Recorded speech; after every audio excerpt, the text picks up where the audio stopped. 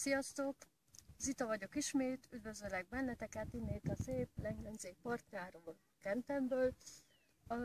Ebben a kis párperces videóban az önfegyelemről szeretnék számotokra egy kicsit beszélni. Mi is az az önfegyelem? Ugye nem csak a marketingben, hanem az élet minden területén is önfegyelmet kell gyakorolnunk, hiszen akkor tudunk csak valamit is elérni az életben. Nagyon jó, ha már gyerekkorban elkezdjük ezt megtanulni. Ugye az iskolában úgy kezdik el a tanárok, hogy megtanuljuk az egyszer egyet, az olvasást, hiszen mindenki feljebb akar kerülni a következő osztályba, és ugyanúgy van az életben is. Amikor te önfegyelmet gyakorolsz, akkor mindig megtanulsz, vagy elsajátítasz valamit, és csak így lehet az életben sokkal tovább lépni, tehát mindig egy szinten feljebb. Ugyanígy van a marketingben is, hogyha valaki nem gyakorol önfegyelmet, tehát elkezd egy munkát és nem folytatja, nem következetes, akkor ugyanúgy, mint az életben, a marketingben sem tud nagyon sokat elérni. Ez egy törvény, hiszen az önfegyelmünk által jutunk el egy jobb élethez, és ez nagyon sokat jelent mindenkinek. Lehet, hogy az önfegyelem által először fájdalmakat fogsz átélni, tehát ahhoz, hogy te megtanuljál mindent, áldozatokat kell hozni. Ugye a marketing területén is meg kell tenni azokat a kis lépéseket, mint az élet többi területén is, akármelyik szakmában, akármelyik saját offline foglalkozásodban, hogy elérd azt, amit szeretnél. Viszont van egy olyan dolog, amire sokan nem figyelnek, ugye az emberi lustaság az egy nagy szó. Hát elkezdünk valamit, és azt szeretnénk megvalósítani. Mondok egy példát, például egy kicsit túlsúlyos vagyok, mondjuk 100 kilós vagyok, és leszeretnék adni 10 kilót.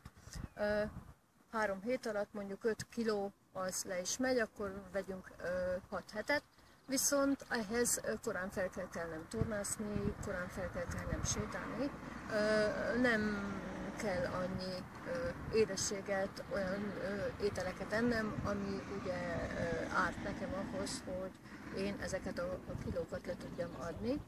És hát bizony ilyenkor nagyon sokan az elején még csinálják, a vége felé pedig, vagy már a közepe felé inkább úgy szépen lelassulnak, hát mondogatják, hogy majd holnap felkelek, mert ma esik az eső, majd holnap ismét nem eszem olyanokat, amiket nem szabad.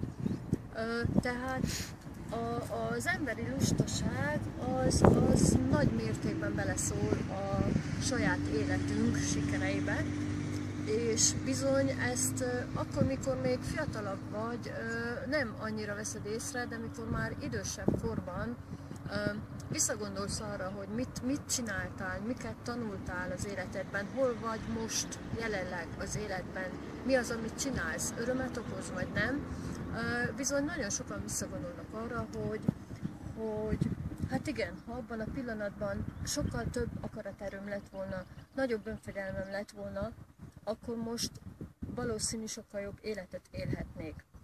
És ez a döntő szó.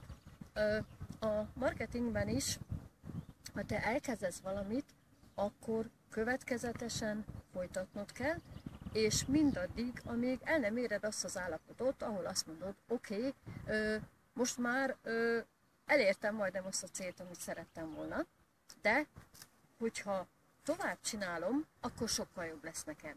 És itt van a döntő szó, ne állj meg, ha elkezdesz egy munkát online, folytasd mindaddig, amíg nagy sikereket nem érsz el. Iratkozzatok fel a YouTube csatornámra, ahogy látjátok, Skype dobranics.zita, itt tudtok a leghamarabb elérni, vagy pedig a lejjebb lévő linken iratkozzatok egyszerre be az oldalamra, és amint látom, hogy így van, egyszerre felveszem veletek a kapcsolatot, minden elérhetőségemet lent találjátok. Üdvözöllek innét a szép Kentemből, ebből a szép tó, innét a szép tó partjáról. Sziasztok! Zita voltam.